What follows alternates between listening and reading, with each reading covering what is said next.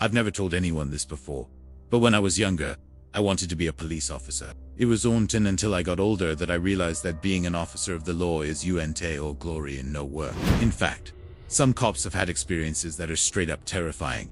Welcome back. I'm here. And today we're going to be going through 3 true, disturbing police horror stories.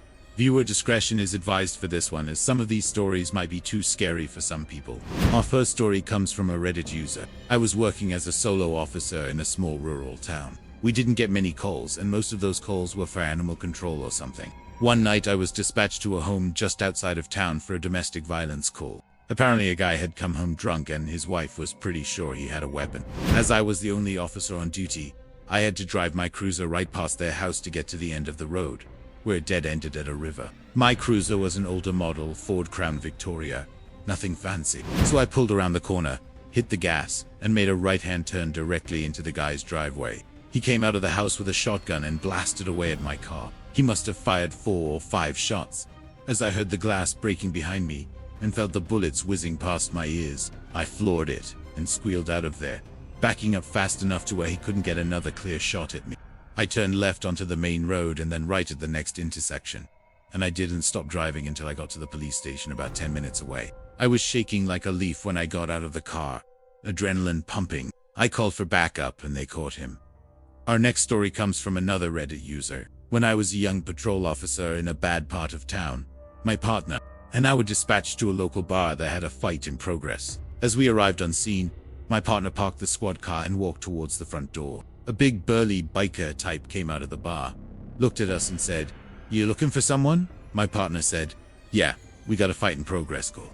To which the biker replied, "Ah man, you're too late." The fight was over and he walked away. My partner and I exchanged uneasy glances and started to walk away ourselves. As we were walking away, we heard commotion coming from inside the bar and saw several men running out of the front door and jump into a waiting minivan. My partner drew his gun and yelled for everyone to freeze. They all kept running. My partner and I chased after them, but they got away. We got the description of the minivan into dispatch, and we headed off in the direction they went. As we were driving down the street, the driver of the minivan opened fire on us. My partner dove for cover, and the bullets missed his head by inches. He was yelling, "They're shooting at us! They're shooting at us!" I grabbed my rifle from the console and returned fire. I don't remember how many shots I fired, but it was a lot. I think my partner emptied his service revolver.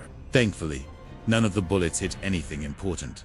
When we got back to the station, we learned that the men had gone to a local hospital emergency room with gunshot wounds. We headed there and found 3 of the guys. The ER staff said that 2 of the guys had been dropped off by a private vehicle and the third had driven himself in. All 3 had non-life-threatening injuries, and we arrested them. Our next story comes from another Reddit user. While responding to a family issue in my city, I was dispatched to a home where a woman had called, claiming her ex-husband had taken their kids and refused to return them. She claimed that he lived in a house about 20 minutes away. I got in my fully marked police SUV and sped off to his house. When I got to the house, I could see the husband's car in the driveway, and I could hear what sounded like voices of children inside. I knocked on the door and identified myself as the police and explained why I was there. After several knocks, the door finally opened and I could see the ex-husband holding a kitchen knife in his hand. I told him again that I was the police and I needed to speak with him. He looked me up and down, looked at the knife in his hand, and then closed the door in my face. Thinking quickly, I drew my taser and fired both barbs through the door. I stood there watching the door, waiting for it to open. After about 5 seconds, the door opened and the ex-husband fell to his knees and begged for mercy. I cautiously approached him and he suddenly lunged at me with the knife. I was able to back away from him and he cut himself while lunging. I ran inside the house and found the kids unharmed. I carried them outside and called for backup. The husband had to be revived with the defibrillator, and he ended up spending a couple months in jail. Thanks for watching. If you liked this video, check out more content. What do you think? Leave it in the comments below. Like and subscribe if you're new to the channel, and we'll see you next time.